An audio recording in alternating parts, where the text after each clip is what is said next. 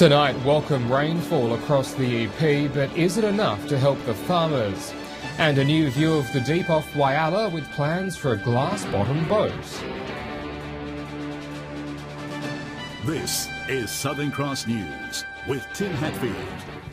Good evening. The Eyre Peninsula has experienced its largest downpour this winter, with some areas recording more than 20 millimetres. The rain has provided some relief for farmers, while growers in Cummins and further north are still holding out in the hope their season turns around.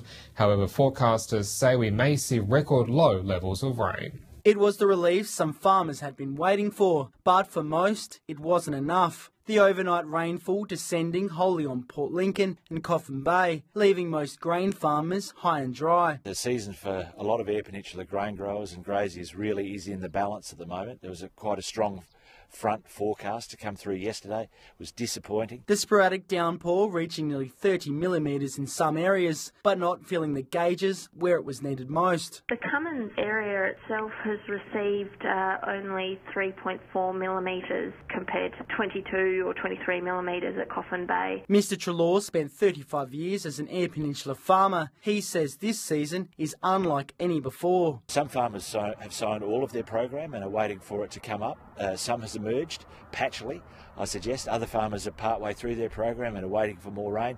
And some, I know, have decided not to sow anything at all at this stage. But there might be some silver lining. Farmers are busy hand-feeding their livestock as prices for wool and meat remain strong. The more rain, the better. That way the crops can grow and produce food for lambs and beef. This month will be the driest June on record, and with little rain forecast next month, there's every chance July could be the same. We have a front that we're expecting to come through on Sunday, which will result in further precipitation, probably 2 to 10 millimetre range. We're going to need significant rain on the Eyre Peninsula to really make this even an average season.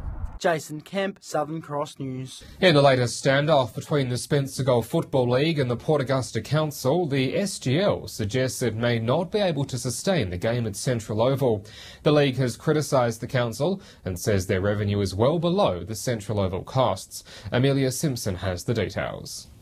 An increase in this season's Central Oval Sunday fees and much-needed revenue for the Spencer Golf Football League hasn't eased their tension with the Port Augusta Council. Local media has reported the SGL president saying they may not be able to continue playing here at Central Oval. The Mayor says he believes Council is in the right. Council is at loggerheads. We're not at loggerheads at all. We've got emails to prove. We've had meetings. Council staff have had regular phone conversations, regular meetings, regular dialogue, regular support. I think this is just someone taking their bat and ball and going home. The league says it costs $57,000 a year to run the game at Central Oval and isn't making nearly enough. While the league has threatened to play the grand final in Port Pirie, clubs in Port Augusta are showing council support. So far it's so good. As I mentioned, the Port Augusta clubs deal with them fantastically. They're brilliant. If I've got a question, I can ring them. They ring me. There's no issue there. Same with some of the Port Pirie clubs. They've voiced concerns directly, and I encourage that as well. Mayor Johnson says council is handballing the argument to an independent consultant.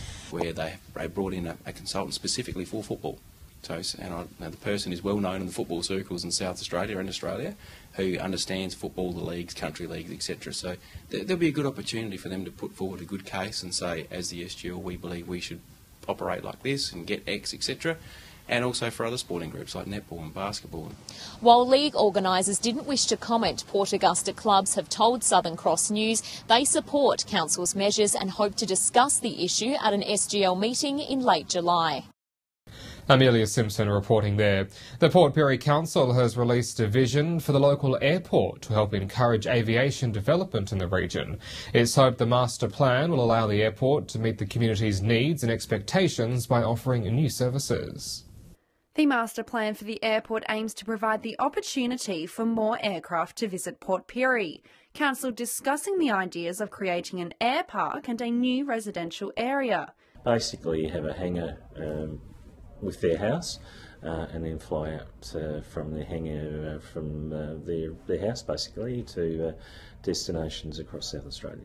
And with that opportunity bringing in more traction on the runway, it's hoped it will create more jobs at the airport. Aircraft mechanic to be on site, so they thought that might be a really good opportunity for them as users to have somebody there to service the aircraft. But the passenger fly-in, fly-out service is still up in the air as building security facilities in the terminal and extending the runways will cost millions of dollars. Under the planning that we did, we came to the conclusion that the cost of providing a fly-in, fly-out service from Port Pirie was limited.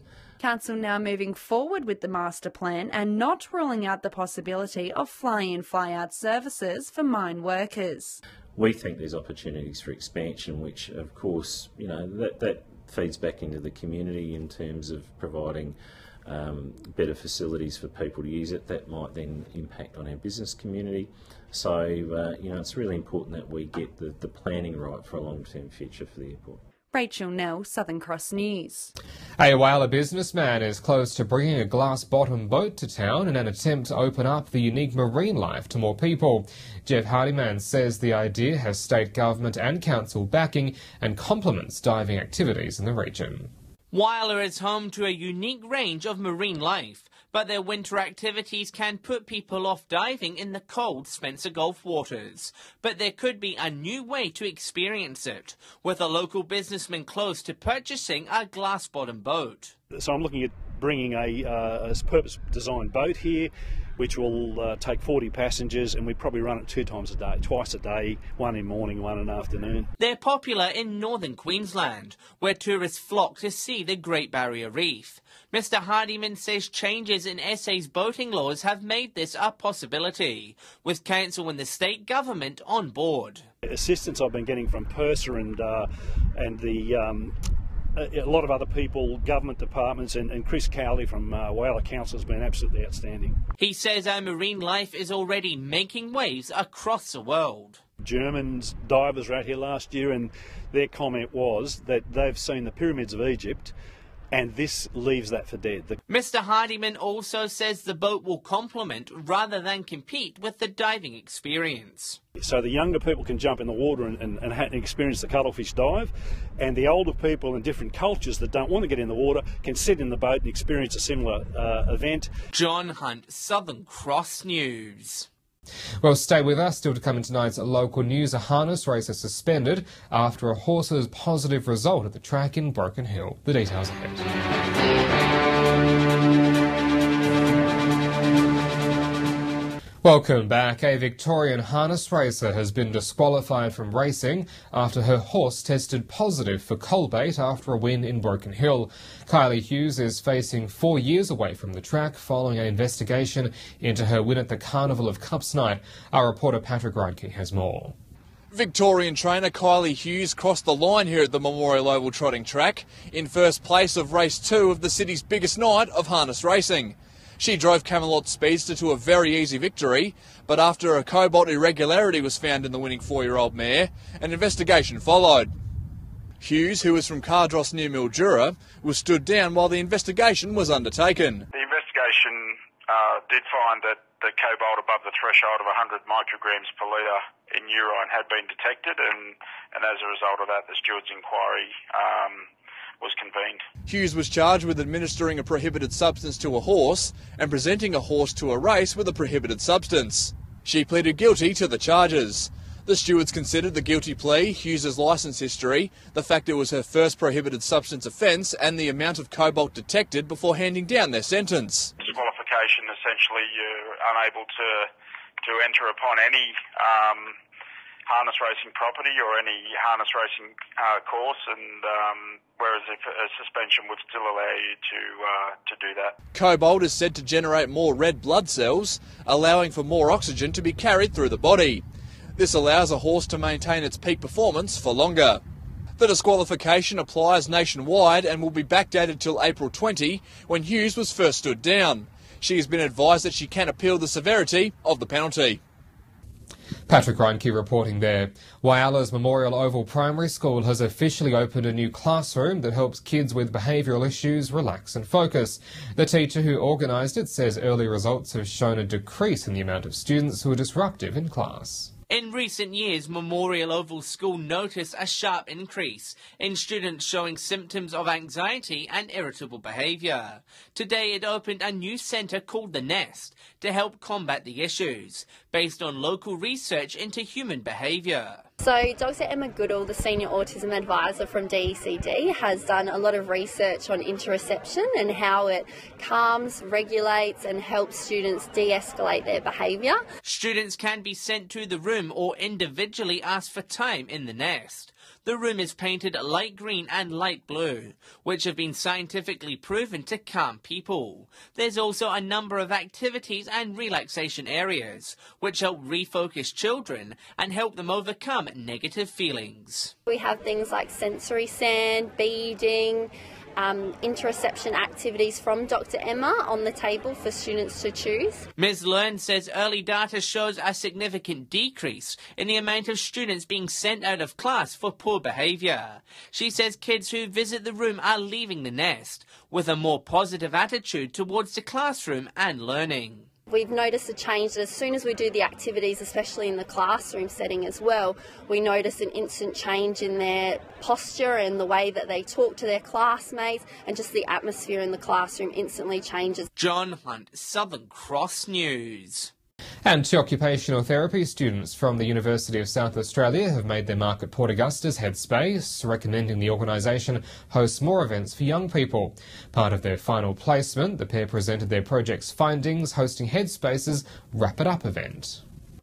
Kilometres from home and in a town they'd only visited, two OT students had one task: to find out what Port Augusta's 18 to 25-year-olds needed most. A lot of people said there's not much to do in Port Augusta or they feel bored, and as OTs we really value that occupations and activities can really bring meaning into people's lives, and that through participation that can really improve someone's wellbeing. Part of their 9-week country placement, Renee Agnew and Maddie Calderwood spoke to over 90 young people, which Headspace's Community Engagement Officer says is no easy task. It's a bit of a challenge when you're actually in the age group, asking young people in that age group what they would like to see or what they'd like to see happen in their community.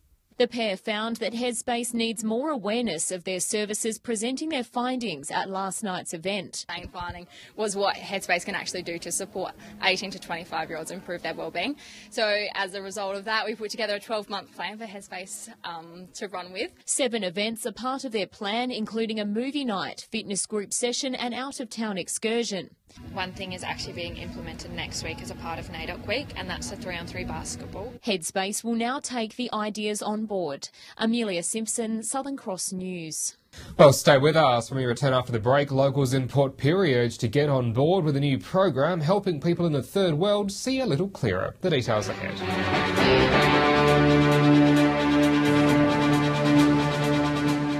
Welcome back. A national charity has teamed up with the Coles store in Broken Hill to redistribute food for people in need. The Second Bite initiative is already doing a world of good, and the call is out for more community groups to get involved. Providing fresh fruit, vegetables and bakery items for people doing it tough. I think it's a great initiative. I know my team's really proud and getting behind this 100%. Second Bite has been running since 2005 and asks the question, why are we throwing away good food while people go hungry? But they are also providing an answer, supplying fresh food to over 1,200 support agencies across Australia. Rather than that going to landfill and be wasted, we thought it was a better idea to actually give it out to agencies who have food programs. And then that food goes to people who actually need it. Through Second Bite, the Clontarf Foundation is making 2 collections a week from Coles Broken Hill, and they say the food goes a long way. We work with Aboriginal boys in high schools to improve their attendance, get them through Year 12 and out the other side and into jobs. It's a great organisation which enables us to get cheaper groceries that we can then give to our boys and give them a healthier food throughout the day, breakfast, lunch and dinner. The Second Bite program has only been running in Broken Hill for just over a week, but the amount of food that has been rescued speaks for itself. Over 50 kilos of bakery items and over 70 kilos of fruit and veg has been collected by Clontarf, and more local agencies are being encouraged to get in contact. Last year alone we rescued 10 million kilograms of food, so we saved that from going to landfill and gave it out to those agencies, and this is completely free of charge. So that creates enough meals to provide. That creates enough meals for 20 million meals, I should say, which is roughly about 55,000 meals every day for people. Patrick Roinke, Southern Cross News. Port Pirie Council has shown its support for the Lions International program Recycle for Sight, and residents in Port Pirie are making a difference and giving old glasses a new life by donating them to underprivileged people in countries across the world. Lions International has been running the Recycle for Sight program here in Port Pirie for nearly 16 years. The recycling program is to get old used glasses, and we package them, process them, clean them, send them overseas then to undeveloped countries like South America, Asia and South Africa. The local council has jumped on board and has added an extra drop-off point. The bin's located in the Pirie Regional Council office in the front reception area, and people can just go and drop their glasses into our nice blue bin there. With over 157 million people in underprivileged countries suffering from uncorrected eyesight problems, people here in Port Pirie are making a big difference. And in that time we've sent away about 11,400 pair from Pirie. In the last 10 years in Australia there's been about 2.5 million pairs sent overseas. The donated glasses get sorted and tested and then are shipped overseas with eye specialists and Lions International volunteers to be distributed to those in need. Well, if we don't donate our glasses, they just go into landfill or waste and become another waste product, whereas this way the glasses can get a second life. Rachel Nell, Southern Cross News.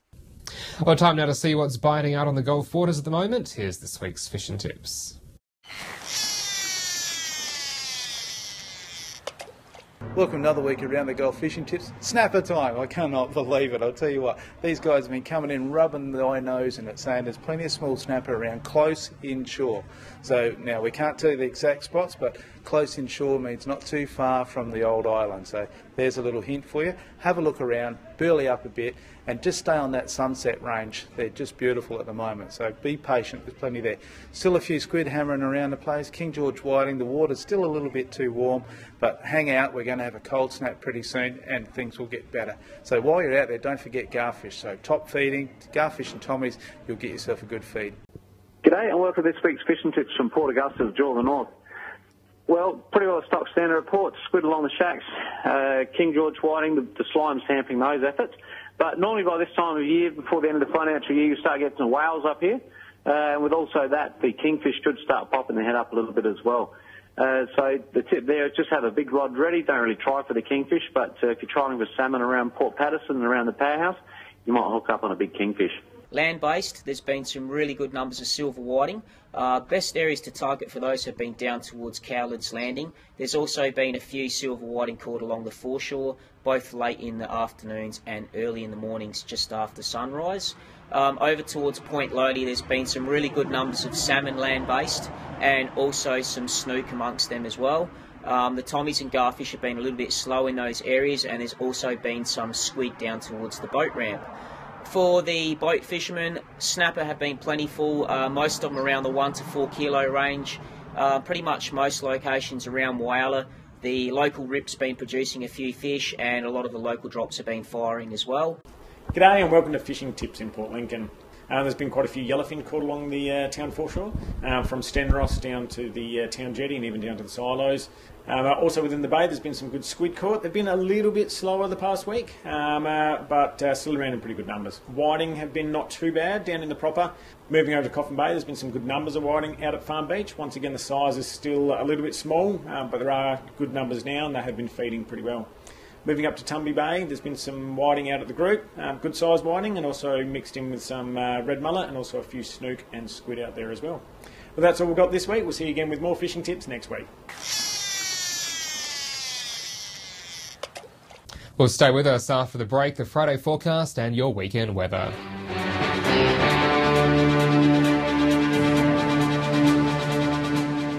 Welcome back, and after the showers they cleared off today, Port Augusta getting to 16, the same for Whyalla and Port Pirie, 18 today's top in Port Lincoln, Broken Hill fine and 15. On the national satellite, a high keeps pushing in from the west. In the meantime, there's more scattered showers. Out on the Gulf waters, the winds to 10 knots and variable, the seas to a metre and southerly, sunrise is at 25 past 7. So should fine up into Friday, but very cool, especially overnight, 16 the top for Port Augusta and Port Pirie with Whyalla on 15, 18 over in Port Lincoln, Broken Hill 14 degrees. And then looking at the weekend, showers set to return on Sunday, 18 both days in Port Lincoln, 17 across the board for Cleve and Woodner. Then next week we'll have a wet and windy start. Whyalla sunny and 15 on Saturday, then a fine 17 for Sunday, 17 both days for Port Augusta, Kadina 16 and 17, also wet into next week however. Port Pirie sunny and 17 both Saturday and for Sunday, then showers into Monday, Clare sunny but a cool 14 this weekend, Broken Hill sunny on 16, then 18 degrees for Saturday and for Sunday.